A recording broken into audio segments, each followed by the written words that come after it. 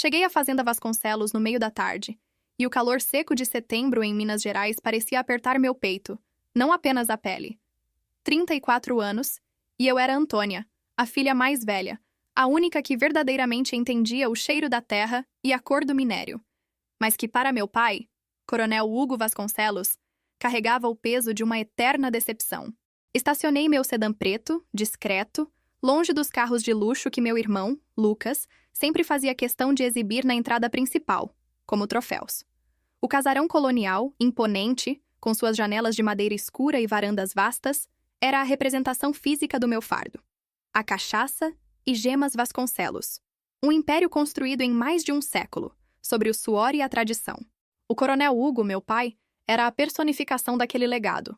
Um homem de têmpera dura, poucas palavras e olhares que pesavam como barras de ouro.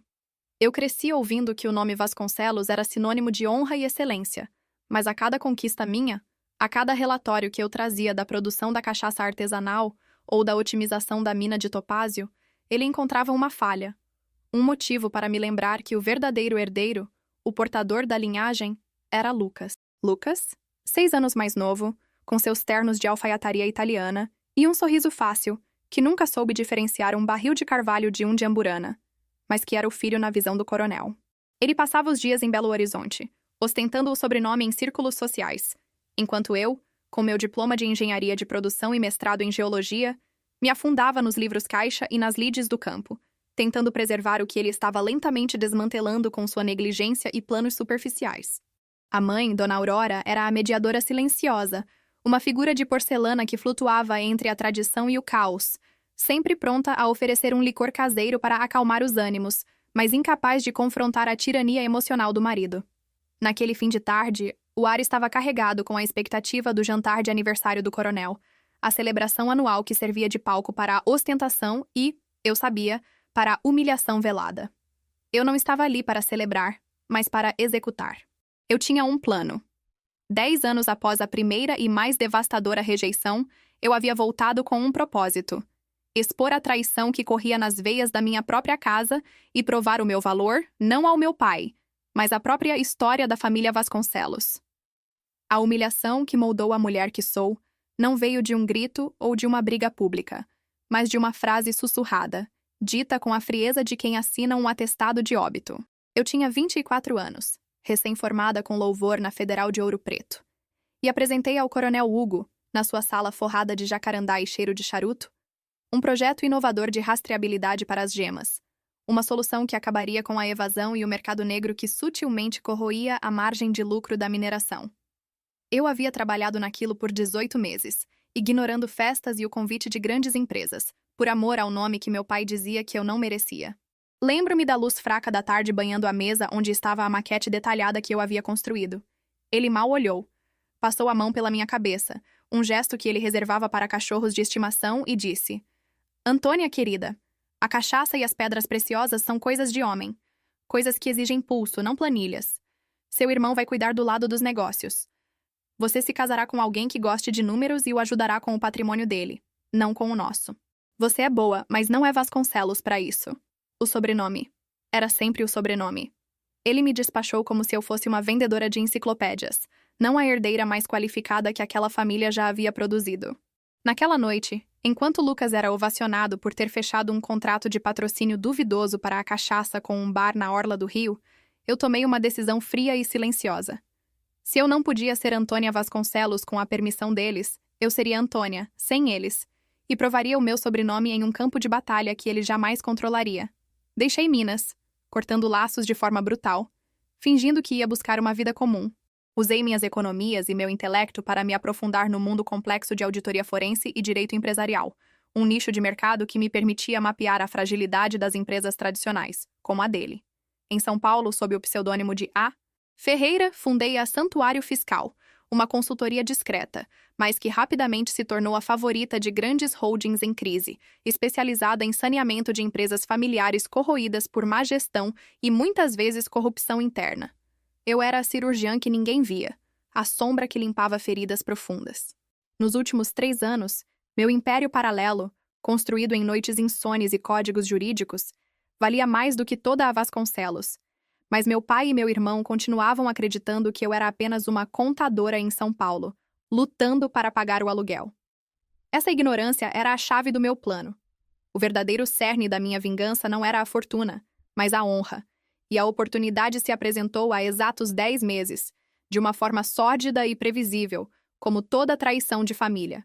Meu pai havia me ligado, algo raro, para se queixar vagamente de problemas de caixa e burocracia. Lucas, por sua vez, estava se tornando um buraco negro financeiro, drenando a empresa com investimentos desastrosos e dívidas de jogo que ele tentava maquiar como capital de giro. Mas o que despertou meu faro de predadora foi um rumor no mercado de gemas. Falava-se de um novo e misterioso comprador, operando com dinheiro vivo em transações altamente questionáveis e sem rastreabilidade, todas envolvendo o topázio imperial que era a joia da coroa da nossa mina. Longe de ser a filha pródiga, eu acionei minha rede de contatos e meus melhores auditores forenses, operando discretamente.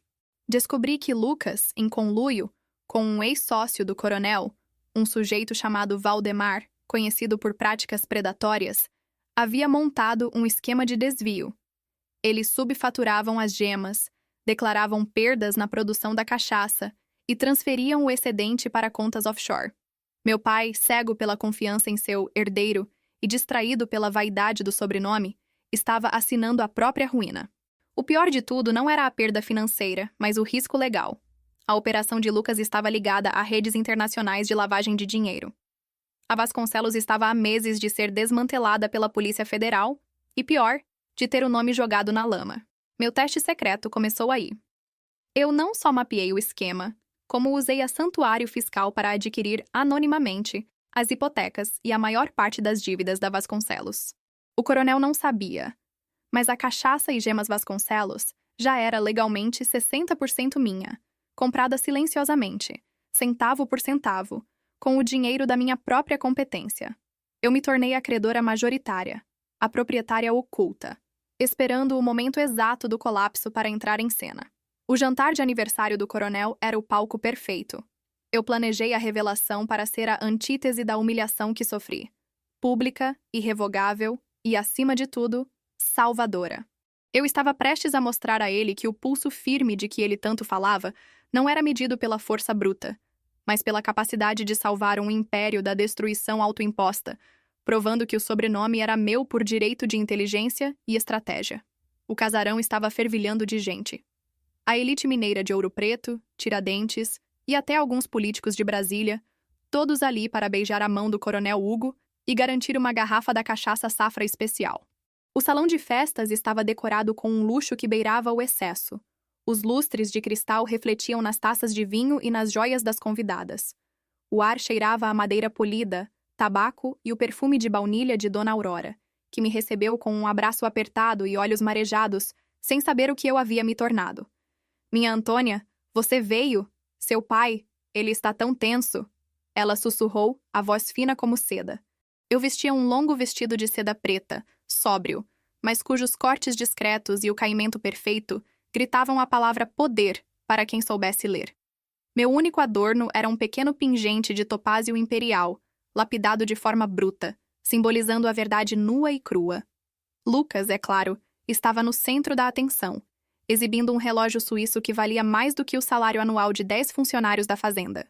Ele me viu, deu um sorriso de canto, o mesmo de quando éramos crianças, e ele me roubava a colheita de frutas para vender na escola. Ora, Antônia, veio ver a família pedir esmola? Soube que a sua consultoria em São Paulo não está indo muito bem, né? Se precisar de algo, o papai pode te arrumar um cargo menor, longe da contabilidade, claro. O veneno escorria em cada palavra, a certeza de que ele era o sucesso e eu o fracasso. Eu apenas sorri de volta. Um sorriso que era uma lâmina. Obrigada pela preocupação, Lucas. Mas as minhas finanças estão, digamos, saudáveis o suficiente para me dar o luxo de uma visita sem interesse. Aproveite a festa, irmão. Ela pode ser memorável. Deixei-o com a dúvida plantada e me dirigi ao escritório, o coração batendo com uma calma fria. Eu precisava verificar uma última coisa. O testamento original do meu avô. Meu plano envolvia mais do que apenas a exposição da traição de Lucas. Envolvia a reescrita do legado da família, baseada em uma condição que meu pai e meu irmão haviam ignorado por anos. A verdadeira vingança não era a destruição, mas a revelação da fragilidade deles e a reconstrução de tudo sobre uma base de mérito, e não de sangue. A sala dos fundadores, onde meu pai receberia a homenagem, era o coração simbólico da Fazenda Vasconcelos. Ali, sob os olhos vigilantes dos retratos em óleo de gerações de Vasconcelos, o coronel Hugo estava prestes a fazer o seu anúncio, o que ele acreditava ser o golpe final no meu orgulho e o ato de coroação de Lucas. A sala estava cheia, as conversas abafadas, todos esperando o clímax da noite.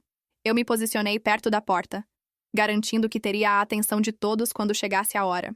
Meu pai subiu no pequeno estrado, e o silêncio se fez de imediato, revelando o poder inegável que ele ainda exercia.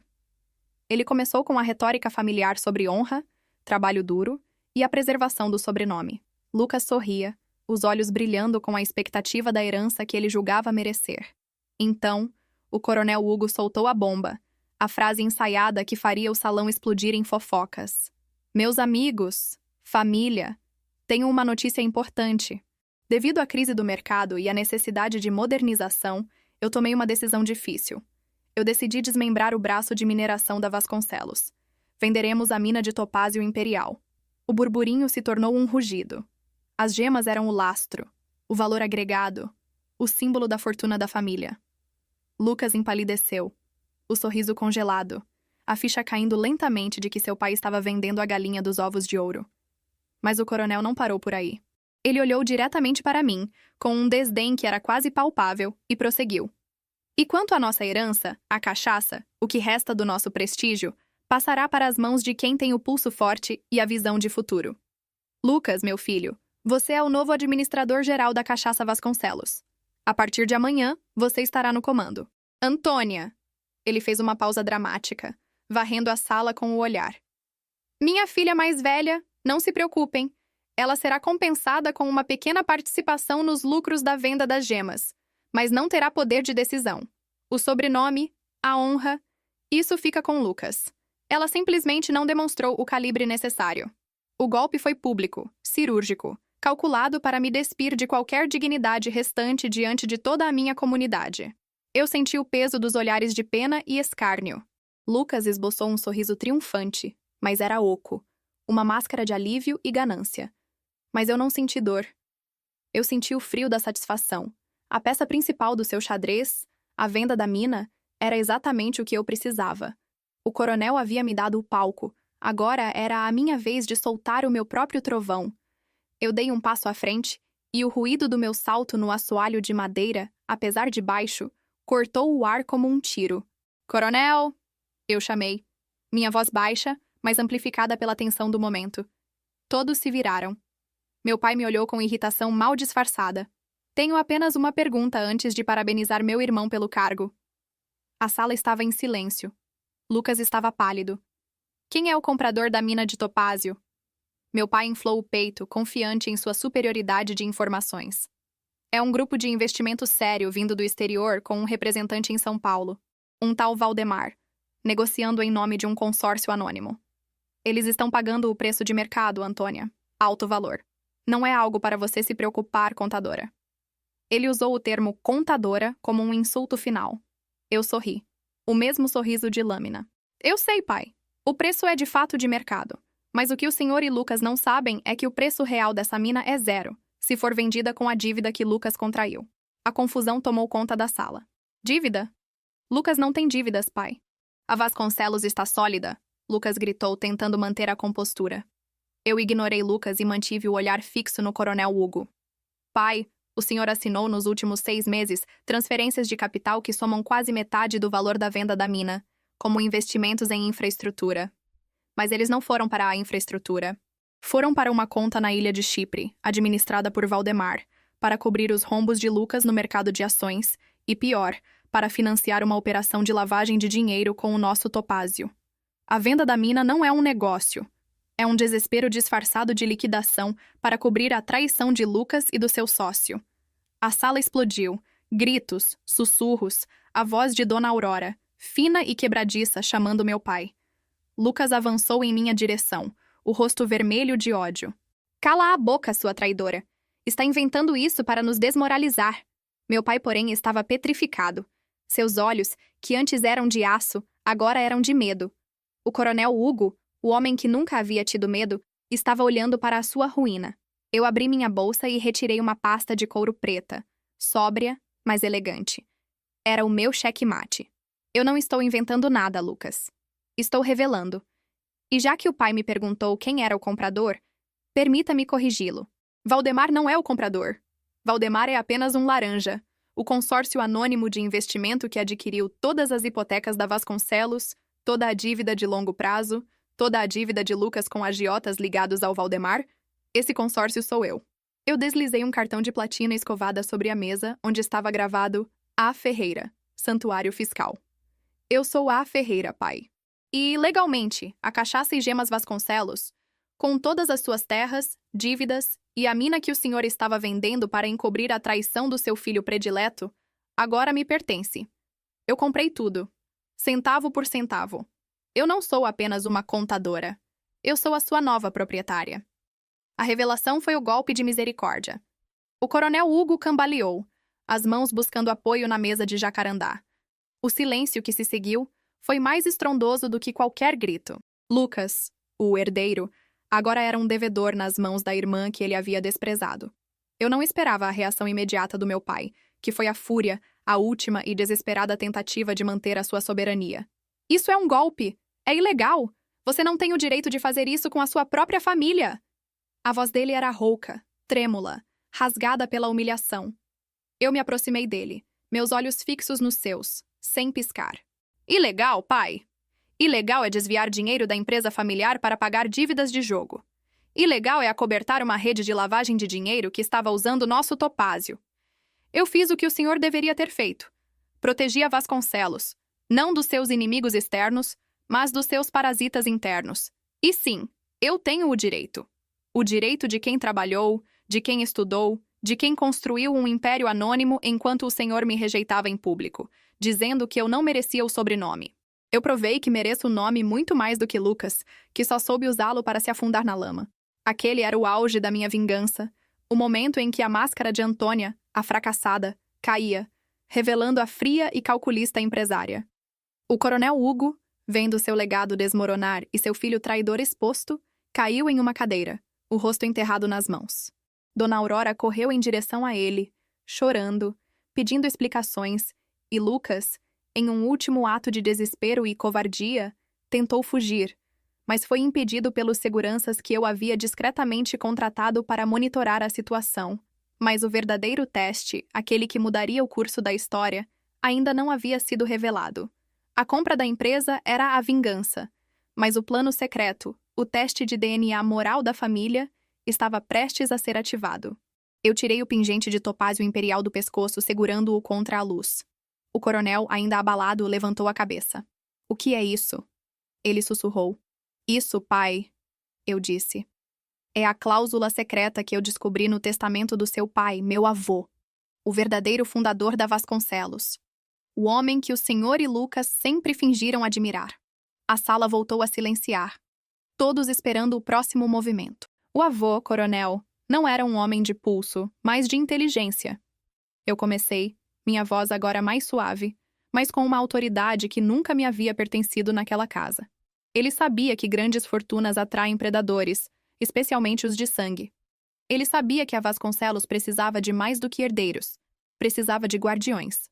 Eu abri a pasta preta e retirei a cópia autenticada do testamento, folheando-a até a parte que eu havia marcado. Anos atrás, o senhor me humilhou publicamente, dizendo que eu não merecia o sobrenome, que a cachaça e as gemas eram coisas de homem. Mas o avô, em sua sabedoria, deixou uma cláusula que invalidava qualquer sucessão que colocasse em risco a integridade moral da empresa. Ele criou um teste de sucessão ética, um documento de 10 páginas, guardado em um cofre no consulado em Lisboa, que estipulava: o herdeiro legítimo não seria o filho homem, mas aquele que, após a maioridade, provasse por meio de uma ação empresarial independente e moralmente irrepreensível, que era capaz de salvar a Vasconcelos de sua própria ruína interna ou externa. Era um teste para que o orgulho e o gênero não destruíssem o legado. O coronel Hugo me olhou, os olhos arregalados de incompreensão e desespero. "É uma mentira! Eu nunca vi esse documento!" ele gritou. "Claro que não viu, pai. Estava selado. Só poderia ser aberto por um advogado forense independente, o mesmo tipo de advogado que eu me tornei. A sua posse da Vasconcelos era condicional, e a traição de Lucas, que o senhor acobertou, desencadeou a condição: a salvação da empresa. Eu estendi o documento. A compra que eu fiz, a aquisição das hipotecas, o pagamento das dívidas de Lucas para que a empresa não fosse à falência por fraude, tudo isso não foi apenas vingança. Foi a execução do teste de sucessão ética. Eu usei o meu império para salvar o seu, provando que sou a guardiã do nome Vasconcelos. Não por vingança fria, mas por um amor torto a este legado. Naquele instante, a fúria do coronel se transformou em algo mais profundo, algo que eu nunca havia visto. A dor do arrependimento e a derrota do orgulho. Ele olhou para Lucas, o filho que ele havia escolhido, o filho que havia traído, e depois para mim, a filha que ele havia rejeitado, mas que havia se tornado a sua única salvação. O coronel Hugo levou o resto da noite para processar a magnitude da minha revelação. A fúria inicial deu lugar a um silêncio pesado e profundo. Os convidados, a elite mineira, foram se dispersando em murmúrios, a fofoca da vida. Lucas, entregue aos meus seguranças, agora, legalmente meus funcionários, estava sob custódia, aguardando a intervenção que eu havia planejado. Ele seria forçado a pagar cada centavo, vendendo todos os seus bens e patrocínios duvidosos, e seria exilado da Vasconcelos para sempre. Não haveria cadeia, mas sim o pior castigo para ele: a perda da ostentação e do sobrenome. Eu me encontrei com meu pai na sala de jantar, no meio daquela casa agora vazia. Dona Aurora estava ao lado dele, a mão dela na dele. O coronel parecia ter envelhecido 10 anos em 10 minutos. Ele me olhou e, pela primeira vez, vi a verdade em seus olhos, não o orgulho. Você nos salvou, Antônia. Ele murmurou, a voz quase inaudível. Você tinha tudo para nos destruir, para me humilhar e deixar Lucas apodrecer nas dívidas. Mas você usou seu poder para nos proteger. Por quê? A resposta dele me atingiu com a força de uma revelação. Minha vingança, pensada para ser fria e calculada, havia encontrado um propósito mais nobre. Eu não o havia feito por ele, mas por algo maior. Eu não fiz por vingança, coronel. Eu fiz por um nome. O nome Vasconcelos não é apenas seu. É a história do meu avô, da minha avó, da minha mãe. É a história da terra de Minas que me criou. Eu o fiz porque a Vasconcelos merecia um guardião, não um traidor acobertado por um pai cego pelo machismo e pelo orgulho. Eu não o salvei. Eu salvei a história, pai, e eu fiz isso sob o meu próprio nome. O coronel Hugo baixou a cabeça, e as lágrimas que vieram dele não eram de raiva, mas de dor. Ele era um homem que havia perdido tudo o que valorizava: seu orgulho, seu herdeiro e quase seu legado. E ele só podia olhar para a filha rejeitada para se ver no espelho da verdade. A vingança estava completa, mas ela não era doce como eu imaginara. Era amarga, como a cachaça pura, mas necessária para curar. A partir daquele momento, o jogo mudou. Eu não era mais Antônia, a filha. Eu era Antônia Vasconcelos, a dona. No dia seguinte, eu reuni os funcionários da fazenda, vestida com a mesma sobriedade da noite anterior, mas agora com o olhar da autoridade inquestionável. Eu revelei a situação de Lucas, prometi estabilidade e anunciei o meu plano de gestão: investimento pesado em rastreabilidade, tecnologia para a mina e, o mais importante, a valorização do trabalho artesanal da cachaça, resgatando a essência da tradição mineira que Lucas e meu pai haviam ignorado. O coronel Hugo, ele estava lá, em pé, ao meu lado, mas em silêncio, a cabeça baixa, o semblante de um homem que acabara de abdicar. Ele havia sido o carrasco, agora era o meu mais humilde conselheiro. Ele me procurou no final do dia, na mesma sala forrada de jacarandá, onde 10 anos antes havia me humilhado. Antônia, ele disse, com a voz embargada, o testamento do meu pai. Ele sempre soube que eu era fraco em ver a verdade. Ele me amou o suficiente para me dar uma lição através de você. Ele estendeu a mão para mim. Pela primeira vez na vida, ele não estava me oferecendo um aperto de mão de superior para inferior, mas de igual para igual. Eu fui um tolo. Eu perdi 10 anos da sua genialidade, da sua honestidade. O sobrenome, ele nunca foi de Lucas. Ele é seu. Por favor, eu sei que não mereço, mas me deixe trabalhar por você. Me deixe ser seu mestre destilador, seu guia na tradição, não por poder, mas para limpar a sujeira que o meu orgulho fez. Eu olhei para ele, para o homem que me havia negado o direito de existir. E naquele momento, entendi que a verdadeira vitória não era a aquisição da empresa, mas a quebra do orgulho. Ele estava me dando a honra que eu sempre desejei, não por obrigação, mas por reconhecimento. Eu havia arquitetado uma vingança que o despojou de tudo, mas que no final o libertou do peso de ser o homem que ele não era. A vingança havia gerado uma oportunidade. Eu não usei a palavra aceito ou sim. Apenas olhei para o meu pai e sorri. O mesmo sorriso que ele havia me ensinado a odiar na face do meu irmão, mas que agora era a prova da minha vitória. O legado Vasconcelos precisa ser reconstruído, coronel. E essa reconstrução começa na base, no respeito e na tradição. O senhor sabe mais sobre a cachaça e as minas do que qualquer pessoa viva. Seu conhecimento é inestimável. Estaremos na fazenda amanhã, às 5 da manhã. Quero reestruturar o estoque. Traga os livros caixa antigos e me conte as histórias que o avô contava sobre cada pedra e cada barril. Sem Lucas, sem ostentação. Apenas o trabalho e a honra que a nossa família representa. O coronel Hugo, o homem mais orgulhoso que eu conhecia, assentiu com a cabeça, os olhos brilhando com uma nova luz, a luz do propósito e da redenção. Ele havia perdido o controle, mas havia ganhado a chance de ter sua filha de volta, e, mais importante, de ser o pai que eu sempre precisei, mesmo que fosse tarde. Eu me virei, deixando-o sozinho na sala. A partir daquele dia, a Vasconcelos se tornaria um farol de ética e qualidade. Eu usaria meu império em São Paulo, a Santuário Fiscal, para sanear outras empresas familiares presas em esquemas de corrupção, transformando a minha vingança pessoal em uma cruzada profissional pela honestidade no mundo dos negócios. Eu havia entrado naquela casa para uma vingança, mas saí com um legado reformado e um pai que finalmente me viu. Meu teste secreto havia exposto a traição, mas o final inesperado foi que a vingança não trouxe satisfação, mas sim a chance de construir, lado a lado, um novo futuro, onde o sobrenome Vasconcelos significaria para sempre a força de uma mulher que salvou a honra de sua família. A reestruturação da cachaça e gemas Vasconcelos consumiu meus meses seguintes. A rotina era espartana, começando antes do sol nascer, inspecionando a destilaria com meu pai, agora meu mais dedicado mentor.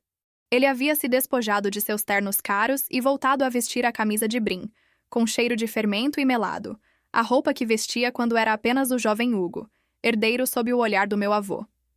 Essa mudança física era um espelho de sua transformação interior. Ele não falava mais com a arrogância do coronel, mas com a humildade do aprendiz, me perguntando sobre a tecnologia, sobre as planilhas, sobre as estratégias de mercado que eu havia dominado enquanto ele me ignorava. Eu o havia colocado à prova, e ele estava me retribuindo com uma devoção que eu nunca imaginei ser possível. Lucas estava em silêncio, cumprindo as exigências legais, vendendo seu apartamento de luxo e seu barco para cobrir as dívidas que o ligavam a Valdemar, agora sob investigação. Dona Aurora, minha mãe, por sua vez, floresceu. Livre da pressão social de manter as aparências e do drama de Lucas, ela parou de beber e começou a gerenciar a parte de turismo da fazenda, resgatando as receitas de família para a cozinha mineira, criando um ambiente de acolhimento que fazia a Fazenda Vasconcelos ser visitada por sua história, não apenas por sua cachaça. O sobrenome, antes um fardo de orgulho e rejeição, agora era um símbolo de um novo começo, de um legado que havia sido purificado pelo fogo da exposição. Eu não usei o poder da Santuário Fiscal para oprimir meu pai. Pelo contrário, eu usei o meu conhecimento para protegê-lo de Valdemar, para reverter as transações fraudulentas e para garantir que, no final, o único perdedor fosse Lucas, que teria que recomeçar do zero, sem o peso e a glória do nome Vasconcelos.